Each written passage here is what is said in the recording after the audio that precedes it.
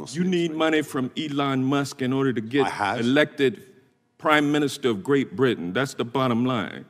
Isn't that correct? We consider all day, as long as the chairman allows us. I don't mind.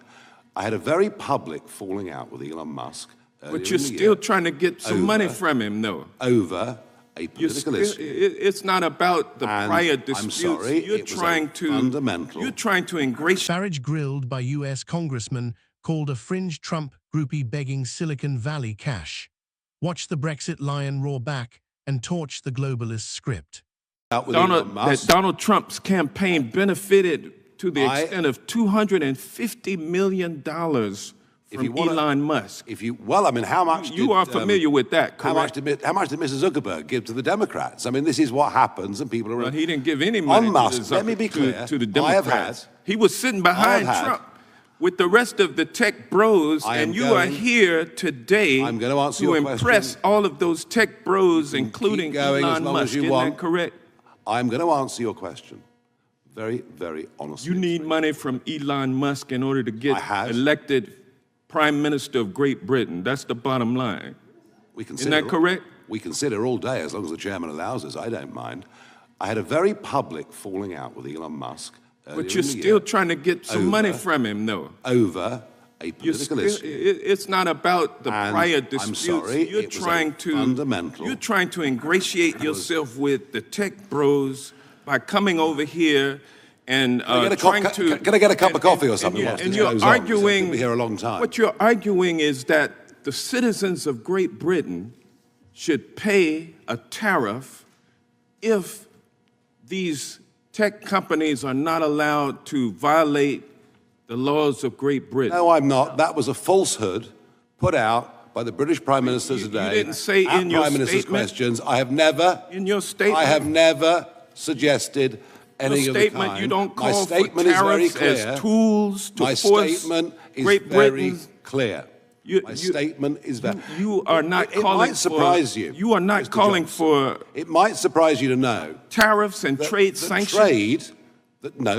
Trade. You may not know this, but trade between our countries is actually rather important. You are the biggest investor in our country, and we're the biggest investor in yours. Time of the gentleman from Georgia has expired, but the gentleman should be able to say some kind of response. Here to the United Regular States order, Mr. Chairman. He's been rude, he's been disgusting, he's been hilarious. Hang on. No. The gentleman's time has expired. I feel like we should give Mr. Farage a chance to respond to one of the many questions he was not allowed to respond to. So we'll give you 30 seconds, Mr. Farage, and then we'll move on to our next one. Because I know Mr. Farage does have to leave in about an hour, so we want to get through as many members as we can. Number one, I had a public fallout over a political issue with Elon Musk. I can't be bullied by anybody. I haven't changed my mind. Last time I looked, he was being spectacularly rude about me yesterday. That's life. If we believe in free speech, we live with it. What I have made very clear. Fixated on. What I have made. Sorry, no, this is my turn. I think. Yeah, you got another Thank 15 you, Mr. seconds. Chairman. What I've made perfectly clear in this paper is the situation we've got with successive pieces of legislation, including now the Online Safety Act, is a danger to trade between our countries. And allies and friends and trading partners have honest conversations with each other. I hope many American companies and politicians have honest conversations with the British government. I've not suggested sanctions at all in any way. The congressman from Georgia came in hot, but he left with nothing except a few zingers for the Twitter crowd. What he really showed is how little Washington understands about what is happening across the Atlantic. Nigel Farage is not begging for Silicon Valley pocket money. He is warning the United States that the British establishment is building a censorship machine that will hurt American business and, by extension, American workers. That warning is rooted in facts the Georgia delegation never bothered to learn. Start with the Online Safety Act, the law Farage kept trying to explain. It received royal assent in October 2023 after a 4-year crawl through Parliament. Buried inside its 250 pages is a clause that lets Ofcom, the UK regulator, fine tech firms up to 10% of their global turnover if they fail to remove legal but harmful content. 10% of global turnover. For Meta, that is roughly $12 billion a year, more than the entire annual budget of the US Marine Corps. For Google, it is about $14 billion. Those fines are not paid in monopoly money, they come straight out of the profits that fund American pensions, American research, and American jobs. The congressman mocked Reform UK for holding only 4 seats, yet a fringe party in Westminster can still write a law that empties the coffers of California's biggest employers. That is not a fringe outcome, that is a hostile act dressed up as virtue. The Georgia line about Farage running for Prime Minister was playground stuff. Britain does not hold elections for Prime Minister. The Crown invites the person who can command a majority in the Commons. Farage knows that, I know that, and the congressman would know it too if he had ever cracked open a basic civics book on the Mother of Parliaments. The sneering reference to 4 seats ignores the 4.1 million votes Reform UK collected in July 2024, the highest vote share for any third party since the Second World War.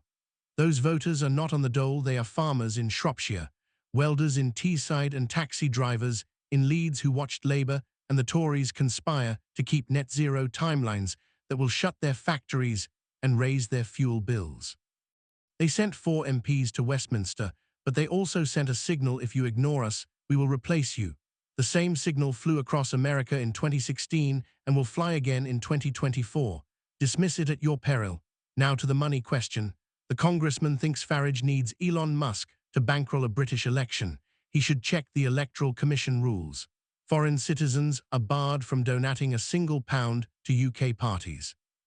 A US congressman cannot write a check. Elon Musk cannot write a check. Even a dual national Hollywood star cannot write a check unless she is registered to vote in Britain. The only legal route is a British registered company or a British citizen. So when Farage says he is not here for cash, he is not spinning, he is statting the black-letter law. The real reason he courts Musk is simpler: Musk still owns X, the last major platform that lets British voters see unfiltered news. When Ofcom finishes its rulebook, X will have to choose between censoring British users or swallowing fines that start at 18 million and scale to 1.8 billion. If X folds, the only remaining space for dissent will be pub chatter and church hall leaflets. That is the future the congressman laughed at. He also laughed at the word fringe. Let us talk about fringe power. In 2014, UKIP, also led by Farage, won the European Parliament election in Britain with 4.5 million votes. David Cameron panicked, promised a referendum, and delivered Brexit. In 2022, the Tories were polling 28%. Boris Johnson flew to Kiev, posed for photos, and still got booted because the voters wanted control of their borders. Fringe. The only fringe is the Washington mindset that still thinks Atlanticism means nodding along while Brussels and Whitehall copy the European Union's Digital Services Act clause by clause. That act came into force in February 2024. It demands that platforms take down disinformation within 24 hours or face fines of 6% of global turnover. Add that to the UK's 10%, and you are looking at a 16% haircut on every American tech balance sheet. China must be smiling. I keep hearing that the threat is woke ideology. It is worse, it is baked into statute. The Online Safety Act requires platforms to protect British users from misogyny, religious hatred, and transphobia. Those terms are not defined. Ofcom writes the guidance after the bill passes, a blank check for whatever pressure group shouts loudest. In April 2024, the regulator published draft codes that suggest AI filters should flag gender-critical posts, the position that saved women's sports in the United States. If a Silicon Valley engineer refuses, London can block the service at the border. That is not culture war, that is trade war by other means. The congressman missed another detail. Britain is still the second largest investor in the United States, plowing $324 billion into American factories in 2023, more than Germany and Japan combined. Those factories rely on cross-border data flows. When UK police forces demand WhatsApp hand over encrypted messages under the Investigatory Powers Act, or when the Online Safety Act forces Apple to scan iCloud photos, American executives must comply or lose access to the British market. Every concession made in London becomes a precedent used by Brussels, Canberra, and Ottawa. The First Amendment ends at the water's edge, the censorship does not. Farage's real offense is that he keeps saying this out loud. He told the Commons in May 2024 that the Online Safety Act is the biggest threat to free expression in the English-speaking world since the 17th century Star Chamber. The Speaker cut him off for unparliamentary language. Labour MPs jeered. Yet within weeks the BBC, The Guardian and Ofcom itself confirmed that the Act covers not only Facebook posts, but also private WhatsApp messages if they are forwarded to more than 5 people. A retired major sending a meme to his cricket team could be classed as a high-risk user. That is not theoretical. The Crown Prosecution Service has already charged citizens under the Communications Act for posting rap lyrics in private group chats. The new law supercharges that process. Here is what I wish the Georgia congressman had asked Mr. Farage. What can Congress do? The answer is plenty. The United States runs a trade surplus in services with Britain. That gives leverage. Congress could insert a digital trade clause in any future UK-US free trade agreement that blocks both discriminatory content rules and data localization mandates. It could revive the 2021 proposal to let American firms countersue in federal court if a foreign fine violates US speech protections. It could speed up the reciprocal visa waivers British business leaders want and tie them to guarantees that American journalists, pastors and campaigners will not be denied entry for tweets written on American soil.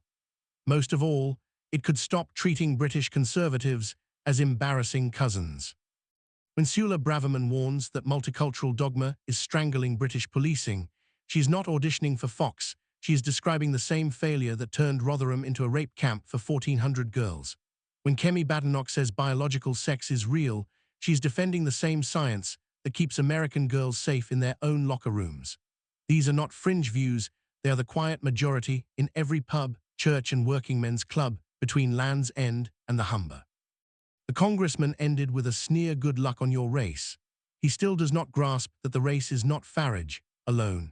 It is a race between the Anglosphere idea speech, property, jury trials, sovereign borders and a transnational technocracy that treats citizens as toddlers to be nudged, silenced and taxed. If the United States lets Britain march into censorship, the next march will be against American platforms, American churches, and ultimately the American voter. Farage was not begging for cash, he was sounding the alarm. The pity is that Washington was too busy laughing to listen.